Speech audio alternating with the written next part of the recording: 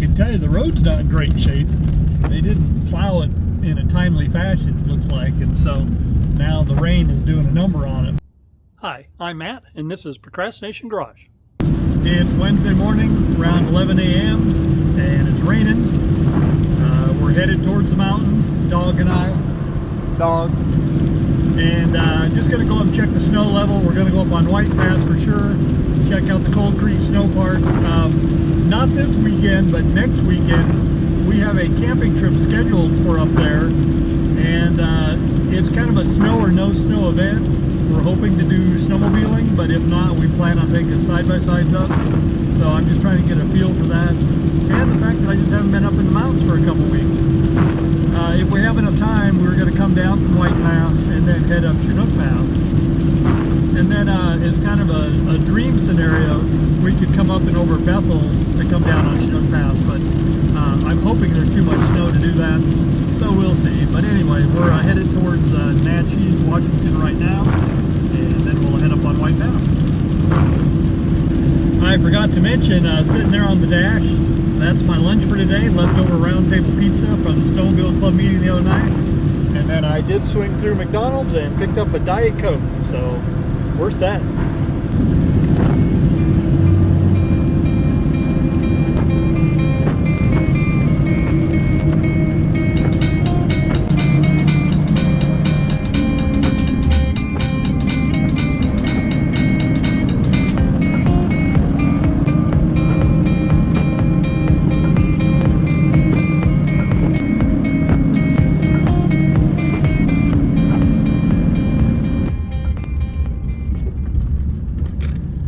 Just turning off on Titan Reservoir Loop Road. I think that's what it's called.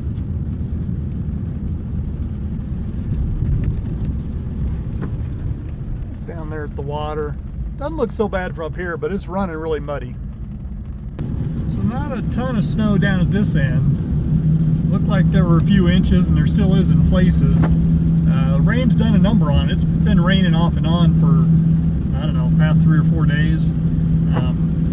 They call it an atmospheric river, and we're getting a flow coming in from the southwest, and we're on the warm side of the front, and so it's just been pouring. The good news is the rain is supposed to be winding down today and maybe tomorrow a little bit, and then temperature's cooling down, so any precip we get after that should be snow. Not looking like a whole lot coming in the next week. So this is going to be do or die. You know, we got to find out if there's enough snow up here now to make it worthwhile for next weekend. Because we're not really going to get any more. It looks like the forecast shows we might get 2 to 4 inches between now and the end of this coming weekend. So we'll see. I can tell you the road's not in great shape. They didn't plow it in a timely fashion, it looks like, and so now the rain is doing a number on it, but it's not going away quick enough, and when temperatures drop, it's just going to freeze up just like it is. So that'll be something to take into consideration when we come up here. Especially anybody bringing a motorhome. I think at this point I'm planning on bringing my pickup camper on the back of this truck maybe. If I get my white truck back, I'll put it on that. So, we'll see. I pulled into the first snow park, which is, we call it the 1,000 Road Snow Park. And this is the intersection just beyond the snow park. This is where the actual snowmobile trail is. And certainly a lot of people have been driving up here, and it's kind of trenched up. So when we come up here to snowmobile, that's going to be a factor. Going to head up to Cold Creek Snow Park next, and that's where we're actually going to camp, and we'll see what it looks like up there. There'll be a lot more snow up there. Coming back down the road to the snow park now. There are some snowmobile tracks up here, so some people have been riding up here. The snow park is right in there. Has not been plowed yet, but the plowing I don't think it's supposed to even start until December 15th. So. And I'll tell you what, by December 15th, this could be a real mess, especially if everything freezes up with all these ruts and everything. In the past, this snow park has been plowed by the Forest Service, but the guy that was doing the plowing is retired, and I guess nobody's going to take over. So it's going to be a private contractor that does it. And the local contractor out here, I know him, if he's the one that's going to do it. He'll do a good job, but he might want to get a jump on it before everything gets frozen in. I may send him a text message and just let him know what shape it's in. the person I think who's taken over the plowing contract also has a grooming contract up here. So worst case, he can use his groomer to do the first plow. Big heavy machine, and it'll certainly take it down to near dirt. I don't remember what road number this is. I'll probably look it up when I put this video up. This is the start of the Snowmobile trail from the Cold Creek Snow Park. It's had some traffic on it, but actually it's not rutted up so bad. We could still snowmobile this, I think, because I don't think there's a whole lot of depth here, and I think it'll be all right. Again, we're still like a week out, unless I can get somebody that wants to ride end of this week or this weekend. So let's go take a look at the snow park itself now. This is the Cold Creek Snow Park, and there's what, 3, 4, 5 inches of snow in here. I'm going to take a little bit of time and do some, we'll call it snow park maintenance. You can see there's all that firewood sticking there, and there's a fire pit there, and down there there's some firewood, probably a fire pit as well. And when they come up here to plow that's just going to be in the way. Plus that wood, we might be able to use it when we come up here. So I'm going to move the wood over to the edge. In fact, I'll move it right over there to where that pile is. So I found a nice little place to park underneath the trees there where there's no snow. And I did bring my snow boots up so I can do that. I've got a pair of gloves. And dog, she's not thrilled, but she's out here too in the snow. So anyway, let me get that stuff moved and I'll show you when I'm done. That's where the fire pit was. There's still a little bit of residue from the actual fire, but all the rocks and the big logs are gone. And where are they? There's all the wood and the rocks that I brought over. I must have made 50 trips at least. It was a lot of them, I know. And my hands are freezing cold. Well, they're not now because I've been in the truck for a little bit eating lunch. Even with my gloves on, it's just so wet and damp, but I wasn't going to let them get so cold as to be frostbitten. So the truck's right now idling over there. Dog's in there. We're staying warm. And now we're going to go over there and move those 2 pieces of wood. We'll bring those over here, and we're hoping there's not a big fire pit over there. It doesn't look like it, but we'll know when we get over there. That is a really big round right there. That one's not quite as bad. Unfortunately, there is a fire pit underneath the snow. What I'm going to do, though, is I'm going to back my truck right up to it, load all the stuff in the truck, and then haul it over to where the other stuff is. Fire pit's gone. A little trash in, I'm not worried about that. There's all the rock I pulled out, and man, let me tell you, those 2 rounds were heavy, but I got them up in the truck. Take them down to that tree there, wherever it is, and dump it. There's the final pile. How's that look? All those rocks and all that firewood. All right, let's head down the road. We've accomplished what we set out to accomplish, which wasn't moving fire pits, but it's all part of the job. I say job, somebody's got to do it. All right, it's about 4 o'clock on a Thursday afternoon, and I'm getting my truck back. I kind of did have to tap dance on somebody's desk today. I'll tell you the story on the drive home. All right, it's Friday afternoon, about 1 o'clock, and I was going to give you an update last night on the way home, and it didn't work out, so I'm giving it to you now.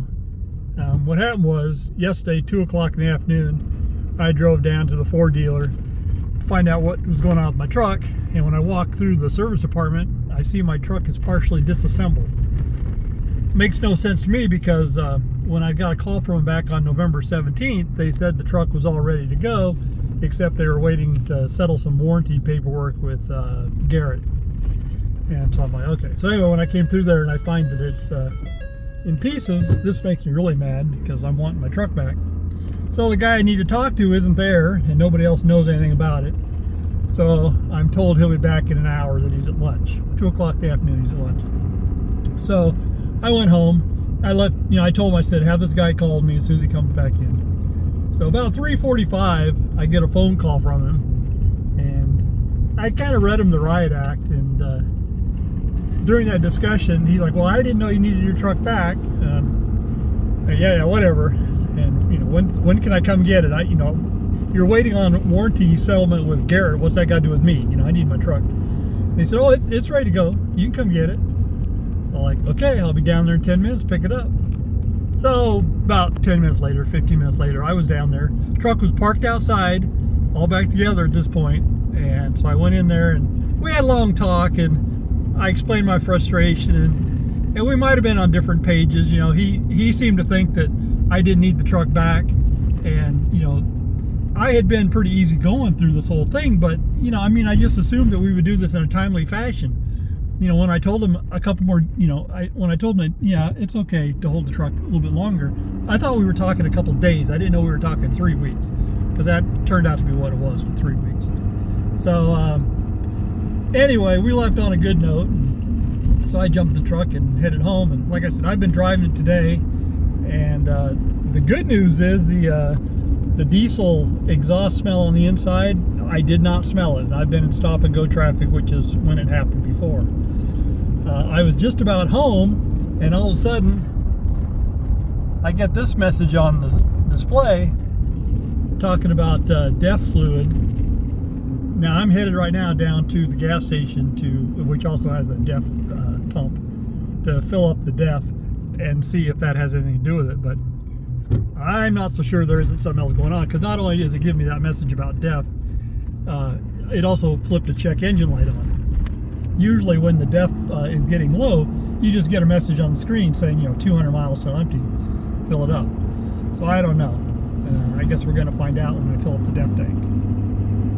I still have the message on the screen. It did take 3.6 gallons of DEF fluid. That's quite a bit.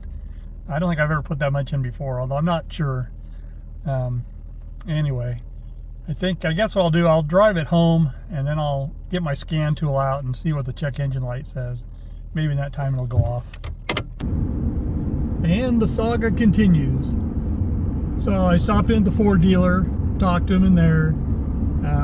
They say it's a NOx sensor issue, and their first course of action was a free PCM update because they have had some issues. But you know, I'm not one to believe in coincidences. I've never had this issue before until I got the truck back. So I'm thinking it's probably more like a connector that's not hooked up or something along those lines. But of course they're not checking that. So if the problem comes back, I'm to take it back, and then they're going to install a new NOx sensor. Yeah, more money out of my pocket. Now, let's hope they're being honest, and that what they find is actually a connection that has come loose, and they fix the connector and they don't charge me anything. But you know what? Car dealers, service departments, trust them as far as you can throw them. But it looks like we're maybe not done throwing money at the thing. But you know, hey, the $4,000 big bill is done. You know, the rest is just nickels and dimes, although nickels and dimes may be in the form of $100 bills. But what can you do?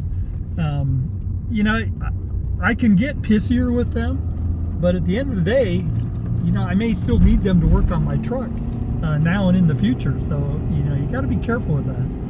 But anyway, here we go. I'm driving the truck. We'll see how it goes. And, you know, I'm hoping to take it camping next weekend. That's still up in the air. We'll see. Please do me a favor. Hit the like and subscribe button and tell all your friends. Thanks.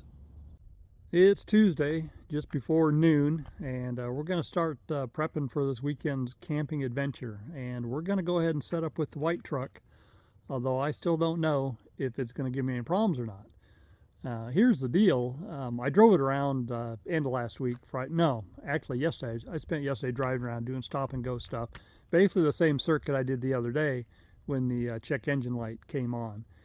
And nothing bad happened. So, you know, hey, maybe things are fine.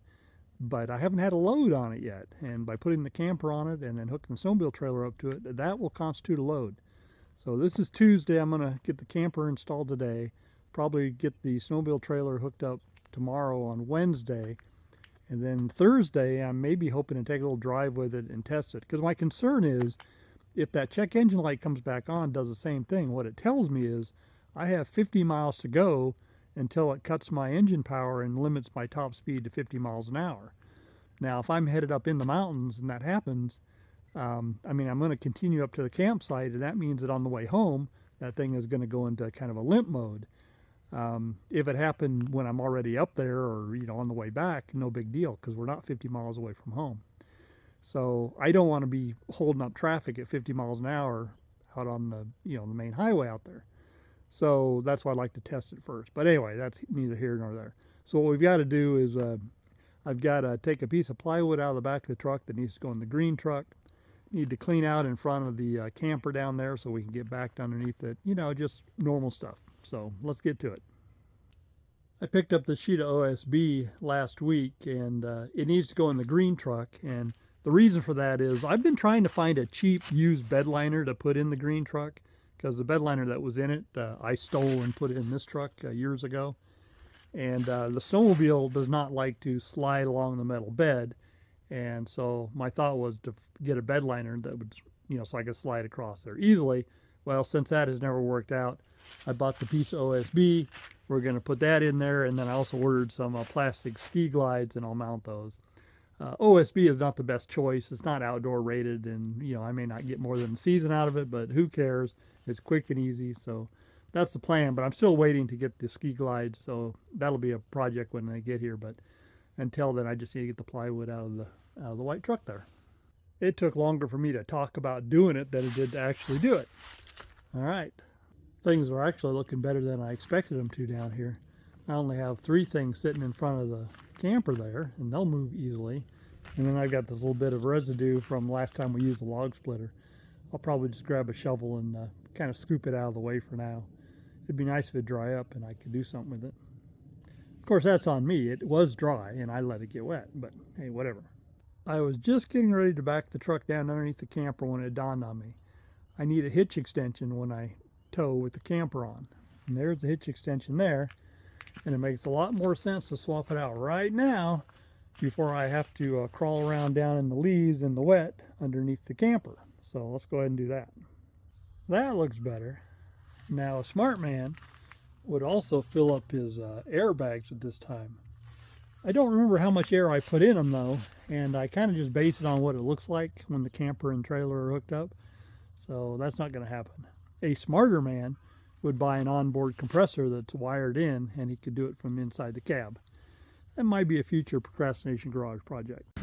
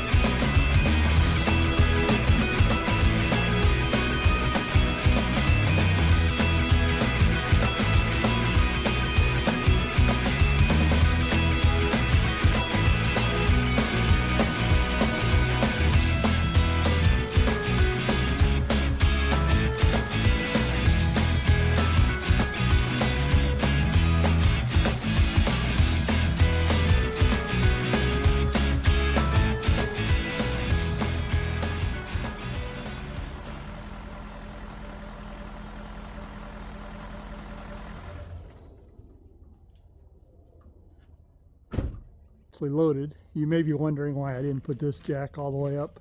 I did the other 3. The reason is because for tie downs I use the inside of the bed for this. That's probably not a preferred method, but this is an older camper. It's really not so heavy, and I just prefer it being clamped down on the inside of the bed. It's easier to manage. I have some of the old style just over the edge of the bed tie downs, and that's what this camper's had its entire life. But anyway, I digress. The system I've got for holding down this corner, I have to be able to reach down and hook it on the inside, and sometimes I can't get my arm in there, so if I leave the support in place, I can jack it up to get my arm down in there. So anyway, I'll get this all strapped down and then I'll show you. Finally, a project that should have taken about 5 minutes ended up taking more than 30. I've got that turnbuckle set up installed. This one here is just kind of a hodgepodge of parts. I need to redo it. At the back, I've got these clamps. They work good. And then up on the front on this one is a decent tie-down system using a camper turnbuckle. So it's just the one that gives me problems. All right, let's move on to electrical. What we got to do now is see what works and what doesn't work. And honestly, nothing has to work for me to go. You know, we got to test heat, we've got to test lights, refrigerator, and outside lights. But none of that's critical for me to go on this trip. But the more that works, the better.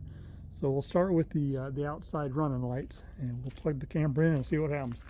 It's just a little 4-wire that I set up, nothing fancy. It tucks down through there and connects in right there. You can see there's some green crud growing in there. So I've got some contact cleaner I'll spray in there, and hopefully that'll help loosen up a little bit. Now the exposed wire there, the exposed lug, is the ground. So of those 3, only one of them needs to work, but I don't know which one it is, because there's a left turn, a right turn, and then a running light. And we only need the running light to work. I don't know which one that is. We may have to figure it out, but we'll plug it in. Hopefully it just works. Plugged in, lights turned on. We're actually in better shape than I thought. That running light's working. Those across the back are working. That one's working. I think my problem will be across the front. I think I had one. That one's working. All right, so the 2 towards the center there I don't think are working. All right, not a big deal. I may or may not work on those. We'll see. If we have extra time, we'll work on that, but that's good enough. All right, let's move on to this old hydroflame furnace here. It would be nice if this worked. It doesn't have to. I have a Mr. Buddy heater I can use, and a lot of times I use a Mr. Buddy heater as a supplement, or if I'm just looking to heat the place up quickly. But this has been a pretty dependable furnace, so I think it'll probably fire up. We need to start by turning on the gas, which is in this little compartment right here. I just found that the gas was already on, which means it's been on for over a year, maybe longer than that. I'm guessing this tank is empty. We're going to go ahead and pull it out. We were going to bring an extra one anyway, but I think we'll probably end up swapping it right now. But let me pull this one out and let's see. All I had to do was go ahead and bring a new tank over, and then that just guaranteed that the other one was still full. It's not full, but it's a good halfway. So hey, it's kind of amazing that there's no leaks in this old camper. So we will bring this along as a spare just in case. Probably keep it in the snowmobile trailer. All right, let's see if we can get the furnace fired up. What do you think, old bear? You want to go camping? He doesn't look like it. This is really a great old heater design. It doesn't require any electricity. It all works off convection. So, you know, some heaters you'll run your battery down trying to run a blower fan, but not with this old thing. So the white knob is the temperature control, and the red knob is the pilot, and you switch it from pilot to actually heat. So to get started, we need to make sure the white knob is turned all the way on, the red knob is turned to pilot, and then you got to press it in. And while you're doing that, there's a place right there that opens up, and you stick a flame through there, and you wait until the pilot ignites. And it takes a bit, and all during that time you got to hold that red button in until there's something in there that heats up, and once it heats up enough, then you can let go of the red and it'll stay lit. So I will get that done, and you'll be able to hear it when I get there. It's lit. You can see the flame, you can hear it. And I'll let it run for a minute or two, and then I'll turn the red knob to heat, and I'll close that little cover plate there, and the thing will start heating up. I guess I was wrong. Bear does want to go camping. I knew he came up in the camper, but I wasn't paying attention, and I look up here and he's all cuddled into the sleeping bag. Sweet boy. I'll try not to disturb him as I'm working on other things. Look at that, he's going to take a nap. Getting this refrigerator light is a little trickier. You've got an igniter you've got to hold down. And then you've got this long tube that has a bunch of holes in it. And you light a fire underneath it, and it lights up like this. So now you got flames running down this tube, and the tube reaches the end, and then it goes up, and that's where the pilot is up there. And so you have to wait until the pilot light stays lit. And it's really hard to tell, because when you let go of this, the flame goes out, but you got to figure out if the pilot's lit. Usually you can see just a little blue glow. Because the tube is so hot, if you just repress the red button again, it lights right back up. You don't have to try and light it again. So I don't want to keep playing with this and see if I can get that pilot lit. It's not lighting quickly. It usually does, but it's been years since I've used this. This refrigerator tends to run pretty cold. Even on the lowest setting, it'll freeze things. So I don't always use it. But if I use it in the electric mode, it is a gas and electric. It works better in the electric mode, but then I have to have a generator hooked up to it. Anyway, I'll just keep playing with it. I'll tell you how it works out. In recent history, the biggest struggle in this camper has been interior lights and electrical. Right now, I do believe that battery is completely toasted. I don't think it's got a single volt in it, but I've got the jump pack, so we'll supply 12 volts with that. But my issue has been interior lights. Now, last year, you may recall, we replaced the lights that were in here and put LEDs in. These were kind of left over from the Snowmobile trailer project. And they were working good when we finished that project. Prior to that, I'd had a ground problem, and I never really fixed it. I never really figured out where it is. That black wire right there, that's an attempt at grounding this circuit through another ground that I know is good. And I don't remember if it was working or not. So I'm going to try and find the real culprit to the grounding problem. I do want to have lights this weekend. I've got 3 lights in here. There's one there, there's one there, and there's one here. And if I have to use propane or some other source, that's going to be kind of a pain. Although I'll have my jackery along. I can figure something out using that. But let's see if we can get these lights working. First step, let's hook up the jump box to give us 12 volts. 12.5 volts, so we know the battery's getting 12.5 volts. Now let's check and see what we have in the way of working stuff. All right, here's one of my lights up here. That works. All right, well, if that one works, they all should work.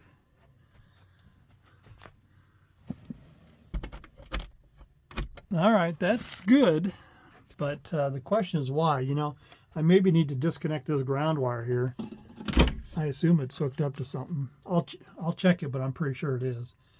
And then the other light I've got, that little thing there, lights, outside light right there. All right, we're sitting pretty good. Let me disconnect this ground and see if I still have lights in. That'll be the real test. Well, more good news. We have tunes. Yeah, that's right. We got a CD and cassette too, if we can track down a cassette. I do have CDs. Anyway, I disconnected the ground from this circuit here, and I no longer have lights.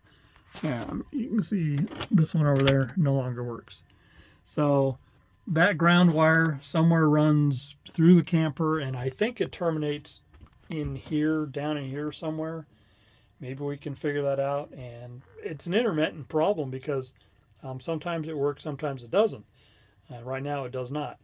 And while I can hook that ground wire back up and it'll work, that's just kind of low class. The reason some of these things work, these are circuits I installed since I've bought the camper, and so they run separately. And that's an original one there. So we need to figure that out. We're going to take a lunch break first, and I don't know if the refrigerator is working or not. In my mind, it's almost, I pretend that I can see a little blue flame down there, but I'm not sure if I actually am. So I'm going to just keep paying attention to this freezer box in here and see if it gets colder. Also, I should probably go ahead and hook up the 110 volt electrical and make sure the refrigerator works in that mode as well. But like I said, lunch first. Oh yeah, the heater's been running this whole time. It's putting out good heat. In fact, I was going to close the door except Bear was in here and I didn't want to scare him, but he's since left. I may go ahead and just leave it running while I'm eating lunch and close the door, and that will be nice and toasty when I come back to work in here. Because outside, I mean, we're winter-like temperatures. You know, we're in the mid to upper 30s. We're probably around 40, which isn't miserable, but it's still jacket weather for sure. Back in the freezer here, it's cold. Can you feel it? Yeah, I think it's freezing in there. So I think that the refrigerator is currently working on gas right now. So that's pretty cool. One problem with turning the heat on in here is that I'm getting flies popping out. That happens all the time. And, you know, somewhere the flies, they live in here and they lay eggs and stuff, and it doesn't take long for a fly to hatch out, I guess. Or I don't know, maybe they're just dormant. But this will be a problem this whole trip, is I will have flies. But I have my trusty fly swatter. All right, things are going quickly from bad to worse. This is up at the left front corner on the outside. I've got all these wires here, and there's this thing here. This connection is for low voltage, blah, blah, blah. Anyway, the black electrical tape, everything there, and it runs back to the 4-pin connector. That runs the lights on the outside. These other wires, I'm not sure, but I think they're part of the interior light circuit. And then now all of a sudden I've got this wire here that's not connected to anything. It probably went up into that hole right there. And me fiddling around, I may have undone that. And what I realize is I don't have any running lights on the outside anymore either. See, I've got the truck lights turned back on, and I don't have anything anymore. So I suspect that's related. I've now got an extension cord hooked up to the camper. Hopefully that gives me 110 volts on the inside. Let's test it and find out. I also discovered on the inside, I've got this white wire coming down to a fuse, and right next to it is a red wire. I suspect these go to the interior lights here inside the camper. And so that would make that red wire the ground.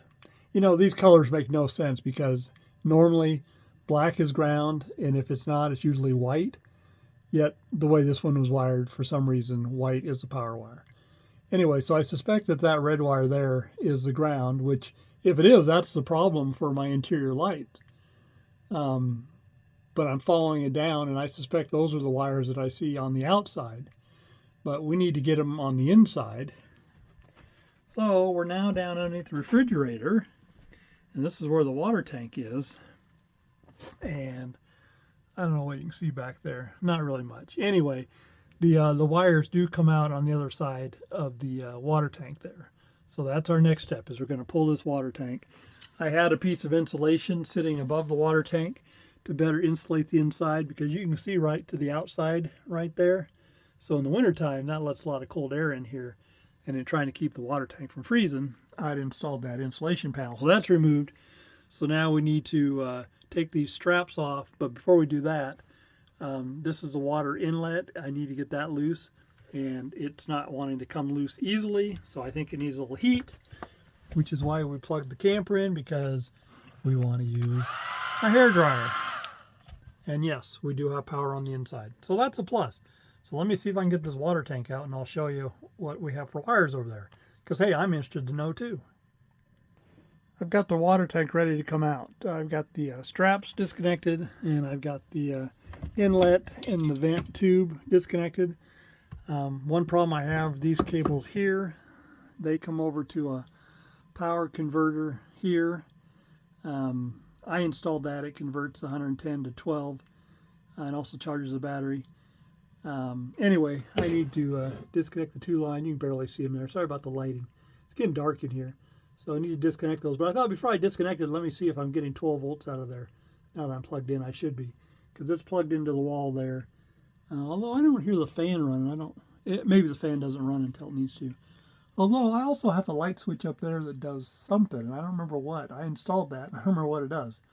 I thought it was for the refrigerator, but you know what? It might be for that inverter. Let's flip it on and see if we get a fan noise. As it turns out, that switch was already on. I flipped it both ways, and I don't hear any fan noise down here. What I'm going to do is, I've got an output 12 volt right there. I'm going to put my meter on it and then flip the switch back and forth and see if I get any power on it. Seems like there should be power coming out of it. And why the fan's not running, maybe it only runs if it gets hot, or I don't know. But let me test and I'll get back to you. It's working. It's putting out 13 point something volts, which is what you need to charge a battery. It's actually too much power and it'll overcharge your battery, but it's fine for short-term use.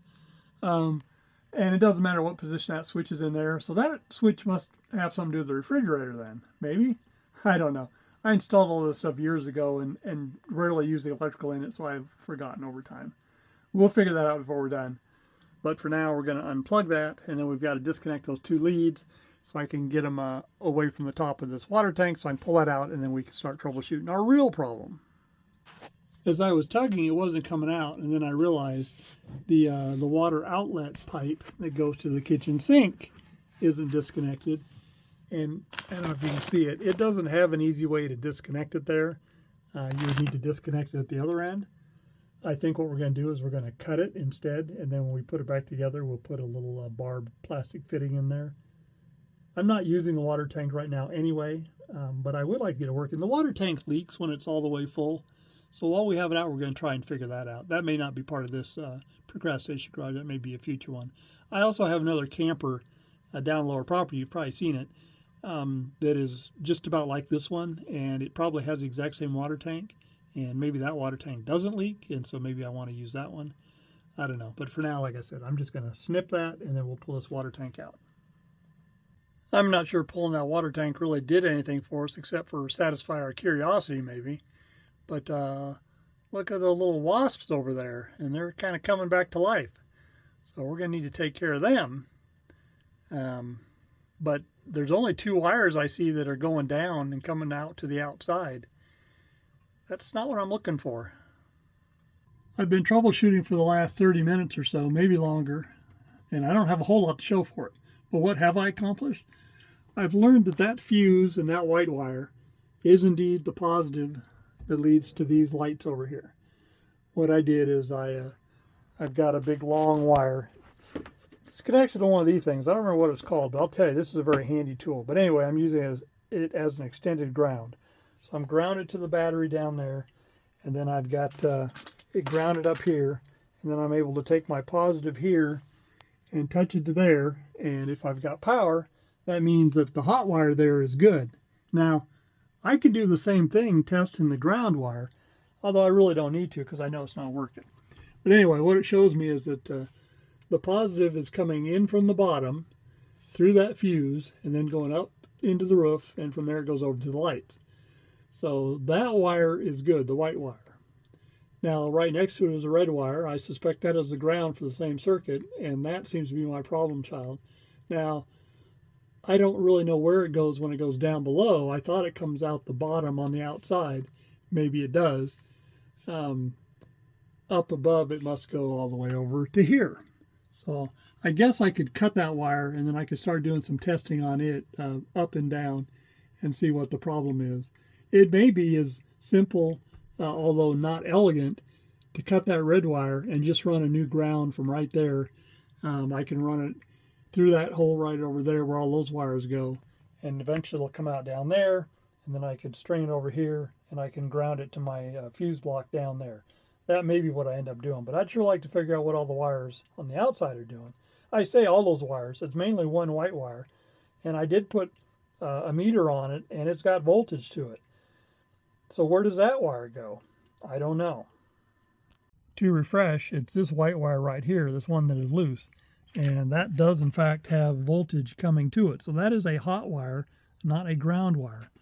And so I suspect the one right next to it is the ground wire, but I don't know. I know what, I'm going to go up and cut that other wire up above, and then I'm going to cut this one here, and we can determine if this is our ground right there. That might save us some hassle. We're making progress. So I came in here, I cut the red wire in 2, and right now I've got a long lead connected to the red wire that goes up and over to the lights, and then this lead goes down and goes directly to the ground on the battery. So right now I'm drawing power through the white wire, through the fuse. It comes all the way across to here, and the only difference is that I'm drawing the ground directly from the battery. So that tells me that somewhere, you can see the lower part of that wire where it's clipped. From there down, somewhere it's bad. So I may spend a few more minutes trying to figure out where. And if I can't figure that out, we're just going to run a new ground wire basically from where the black lead is connected there. We're going to run that straight down to the battery, or actually to the fuse block that has a ground on it. So we're close. We've got this mostly figured out. We haven't quite figured out the wires on the outside yet, and I don't know how this relates to my running lights on the outside of the camper, because that seems to be a separate circuit, and it may be a separate issue. I don't know. I don't believe in coincidence, you know that, but we'll see. All right. All right, our mystery is solved. This is, in fact, the ground wire for that circuit, and it's been disconnected. It must have been hooked right there, because as a matter of fact, you can even see that that's loose. So there was a connector on it. So that was connected there, and then somehow this camper is also grounded to the battery. Not a good system. What we're going to do, we're going to run this wire here, right up through this hole here, and run it directly to the battery system. So we're not using the camper frame, which basically frame being just the metal bodywork. We're not going to use that as a ground. Now, I don't know why at one point I had voltage on that wire. That was kind of weird. But let me tell you, if you've worked with 12-volt systems, you will get some screwy figures when you've got ground problems and things going on. Sometimes things just don't make sense. But right now I'm running it as a ground all the way through, and it's working just fine. So let's hardwire something in and see what happens. All fixed. We've got lights again. And my buddy Bear, he's been spending the afternoon out here with me. He's been sleeping most of the time except when I make a bunch of noise and wake him up. Anyway, in here, that red wire that I clipped that I suspect was a ground wire was in fact the ground, so it's been reconnected with a little jumper because it was too short to hook back up the way it was. The white wire out here that we suspected was the ground, although it had voltage on it at one time, anyway, I routed it up through that hole to the inside. And you can just see that blue crimp connector over there. That's connected to that white wire, and it's connected to a black wire, which goes up, comes around, drops down there, comes into my fuse block over there at the grounding point. So that is all fixed. We now have lights back again. Now we have a heck of a mess because we don't have a water tank. And just overall, this place is all kind of tore up. But hey, we've got working lights again. Now, cab lights. All right, let's see if we have cab lights. I suspect that ground has an effect on this as well. So let's turn them on and see. Looky there. So we only have one out. That one right there, that's not bad. We may get a chance to look at that. It's probably just a loose bulb or a corroded connection. Probably just a 2-minute fix. So hey, we now have lights inside and out. It's Wednesday, just before noon, and we need to get this video wrapped up. It's getting kind of long. So where did we leave off yesterday? We had working lights again, inside and out, so that is a bonus. So we're just basically going to get the camper situated, and then I'm not going to worry about getting the snowmobile trailer hooked up and all that other stuff in this video. That'll just carry over to the next. So first thing we want to do is test the electric part of the refrigerator and make sure that's working. And then I'm going to bring the water tank up to the house, fill it all the way up, and see if I can figure out where it's leaking. I don't plan on fixing, I just want to see. And you know what? I can't easily do that because of the fact that I cut that water line. Never mind. We're just going to stick the water tank back in because we need a placeholder so we can put the little piece of foam insulation back up above it to help keep it a little warmer in there for this trip. We'll worry about the water tank some other time. But anyway, let's check the electric on the refrigerator and let's get the inside cleaned up. Oh, we also need to replace the battery in here too. Actually, the first thing I did was get the heat cranked up in here again, so I just went ahead and fired that off. It'll take a while to heat up, but at least it's working on it. First order of business was hooking the wires back up to our charger inverter thing. And I went ahead and I rerouted them a little bit differently, so they're now underneath the water tank. So next time the water tank can come out without having to disconnect them. So let's get the water tank shoved back in.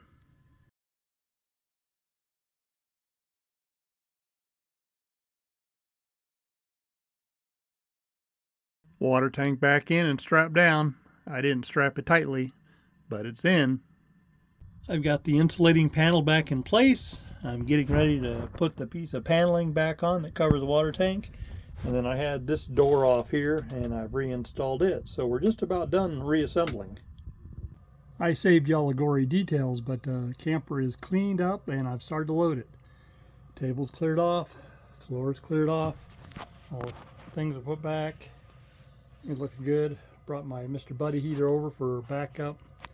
So we're pretty much set with the camper. I still need to replace the battery. I'll be doing that this afternoon. So that's it. On my trip to go get a new battery, I also had to swing by the Ford dealer and pay my final bill. I had to pay for a downpipe that they said was leaking, or that was susceptible to leaking. And I agreed to do it, not a big deal, but it ended up being a $300 bill. They didn't charge me for the installation fee, but they certainly charged me for the parts. So things are still up in the air. I don't know if my check engine light's going to come back on.